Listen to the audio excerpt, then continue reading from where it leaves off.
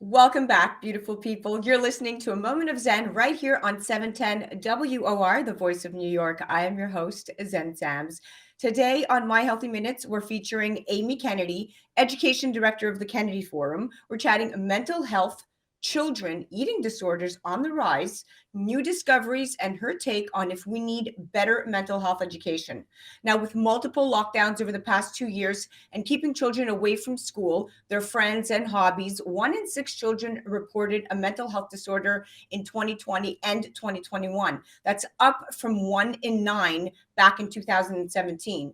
Another recent study by Oxford University showed 8 out of 10 were suffering from some form of mental health problem linked to COVID lockdown measures. Specialists say prolonged periods of isolation during lockdowns caused devastating effects on children's mental health, fueling a sharp rise in depression, anxiety, self-harm, anorexia, and bulimia. Children need their peers and they need social interaction, and isolation fuels mental health problems. In time, we invest more in local mental health services and create better socioeconomic opportunities in those areas which have been hit hardest by restrictions, because we know socioeconomic inequality is a very strong predictor of mental health problems. So now, how do we best recover from this pandemic? Well, systems modeling techniques from the finance world now forecast mental health incidents. Smartphone capabilities are being leveraged to create digital models of disease progression to detect and monitor cognitive health. Major initiatives have begun to map the brain and discover new therapeutic targets. Psychedelics, once frowned upon, are being given a second look for everything from post-traumatic stress disorder to depression to even end-of-life anxiety. The venture capital world is incredibly bullish on mental health, pumping more than 2.4 billion into digital tools for physicians and patients in the past year alone. Now, joining us, we have my dear friend, New Jersey's very own Amy Kennedy, and she's not your average Kennedy. She's a mom and a lifelong partner to Patrick Kennedy. She is also an education director at the Kennedy Forum, where she and her husband Patrick are one of the world's leading voices on mental health and addiction. Welcome to the show, beautiful friend. Hi, Zen. Good to be with you. Thanks for covering Hello. the topic. Absolutely. So, Amy, we're currently in a crisis situation, especially in New Jersey, where it's my home now, where mental health services seem to be very stretched thin as this pandemic is boosting demand, and getting help is really months long wait for many. For almost 2 years, I read a report recently. Most mental health counselors have been inundated with increased caseloads, and those seeking help in New Jersey are seeing a 30 to 60-day wait for a private practice counselor, if they can even get in at all, and a 3 to 5 month wait overall. How do we catch up? You brought up some great points. You talked about how venture capital is really getting into this space, but the problem everyone is having is staffing. We simply don't have enough trained professionals. So we're going to be looking for other ways to really meet the challenge. And that's going to be through technology, as you mentioned. It's going to be through innovation, and it's also going to be through prevention. So what we can do to make sure that we're addressing it as early as possible so that we don't have to have as many long-term interventions for chronic care. Yeah, absolutely. And another thing, segueing a little bit, because I want to actually cover a lot of these headliners, is eating disorders, right? Like, the hidden epidemic of eating disorders has definitely surged during this pandemic, and many community services are now overstretched, like you said, and unable to treat the sheer number of especially young people needing help. And we're at a point where we can't afford to let this go any longer. As a mom, this seems to be one of those devastating points in especially mental health in this generation. That's who we really need to be looking out for. And I know early intervention is key. What do you say to this, and how is the community of therapists and educators alike, like yourself, addressing this eating disorder crisis on the rise?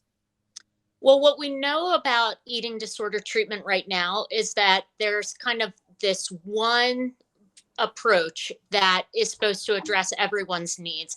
And we're moving toward a time period where it's not just inpatient treatment, but where there'll be a continuum of care. So knowing that we can do other interventions, that there may be tele mental health therapy, teletherapy, groups that you can do, therapeutic groups, family-based therapy online from home. And then that can be step down treatment. It could be the type of treatment to do early intervention for those struggling with eating disorders, because not every patient will be inpatient treatment.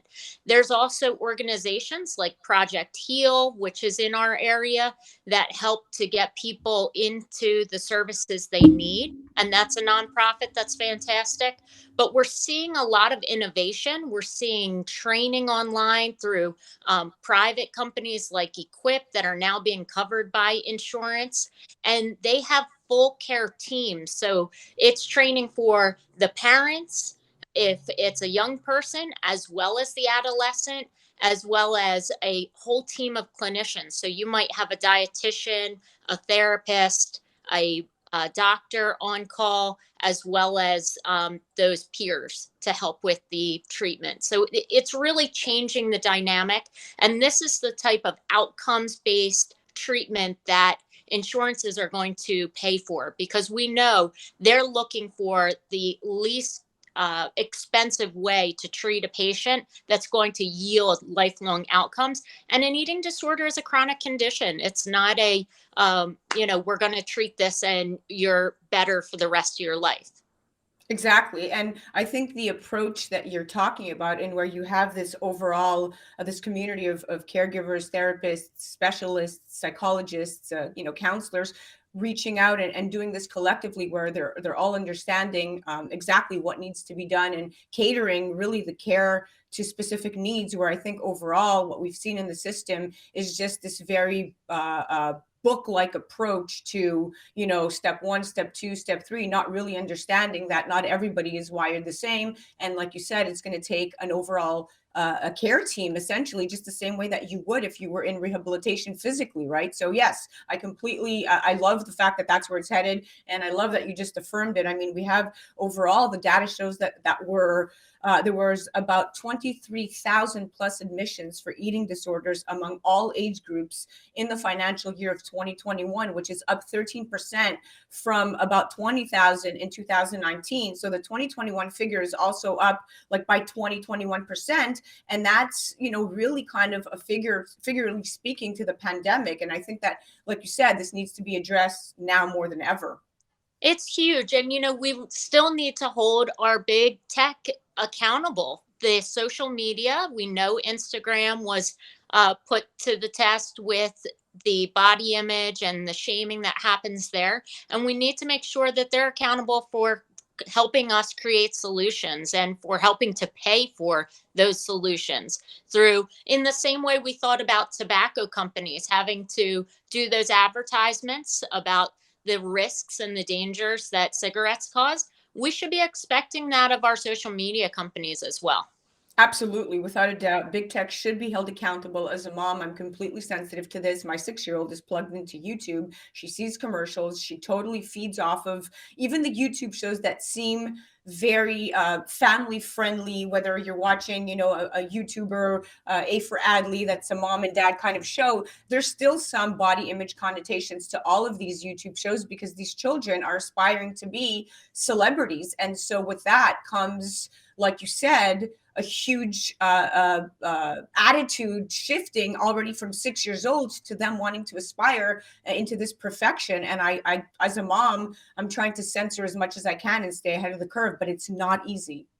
It's not easy. Now, the other interesting point that I wanted to come up with is to talk to you about is cannabis. Now, we know cannabis use has been a really controversial topic for a long time, for as long as we can remember. But regardless of anyone's personal feelings about it, its popularity is truly undeniable. I mean, the legal cannabis industry is a multi-billion-dollar one, and it's rapidly growing. Now, I know that you don't speak directly to this, but cannabis, when used for therapeutic purposes, we do have studies that show that it can relieve ailments from insomnia and depression to chronic pain and even anxiety, allowing for really a more natural path to relief and recovery than some of the more harsher, drugs like Lexapro, so to speak, or being on those things. What do you say to this? And are you an advocate? Do you feel the industry is shifting in a healthy way from a science-based perspective? What kind of research are you seeing at the Kennedy Forum? I think the biggest component to this is knowing that we need the research. And what we failed to do in this country is really invest in brain research so that we can find the healthcare solutions that we need. We know that over the past couple decades that pharma has stepped away from brain research because it's just too costly to get quick outcomes. And so we rely on NIMH to do this type of research, and there's a few companies left still working on this, but they can change the scheduling of drugs like marijuana to be able to further see what the impact would be on our brains. But until they do those types of things and they're able to really research it, we won't know the full capacity of any type of medication. And so we've got to make this investment now. I would encourage listeners to take a look at One Mind for Research. It's an organization that's focused on all brain research collectively, everything from Alzheimer's to depression, anxiety, PTS, and how we can come up with collective solutions by doing that research together and internationally so that we're collecting data from around the world. And that will be really important to come up with breakthroughs for what is the biggest disability in the world, this mental health and substance use disorder disability. Yeah, without a doubt. I mean, I think, like you said, I'm a huge proponent of research, and knowledge is power. And whether we're talking about cannabis or the use of psychedelics, right, also known as ecstasy or Molly, but really being used, in the industry, that industry is also undergoing a renaissance, so to speak, because decades ago, for instance, psychedelics were an active area of research with more than even 40,000 patients receiving LSD for some form of alcoholism or even anxiety. And but the war on drugs, beginning really with the Nixon years, led to a long dark period where these drugs were really lost to science. And so, to your point, coming back full circle to research, it is absolutely critical. And like you said, you articulated it so perfectly, that if we don't invest time and effort and pour our resources into understanding this really epidemic, this silent killer, then where are we going to be in 2 decades from now? And what does that say to the generation that's growing up, right? That's right. It's a scary time for so many people. And New York Times just had an article today on early onset dementia. And we know that this is impacting families, not only the person who is struggling with this, but also the caregivers around them, and the economic impact of being able to support someone who's having a difficult time because they often are unable to work or to live their fullest life if they are dealing with a brain disease. And so, if we're not putting that investment forward, we're going to see the long term impact on our country, Yes. on globally. I agree. Listen, we were out of time, but I could keep going on for another 20 minutes with you at least. And so I thank you, and I can't wait to have you back on for another segment, because every time you come on, I know that the listeners are definitely learning something. I know I am. So thank you so much, Amy. Thank you, Zen. Take care. Absolutely. Guys, that was Amy Kennedy. Definitely check her out on Twitter, or at the Kennedy Forum, or at Amy Kennedy 715 on Twitter. You're listening to A Moment of Zen right here on 710 WOR, the voice of New York. We'll be right back after this.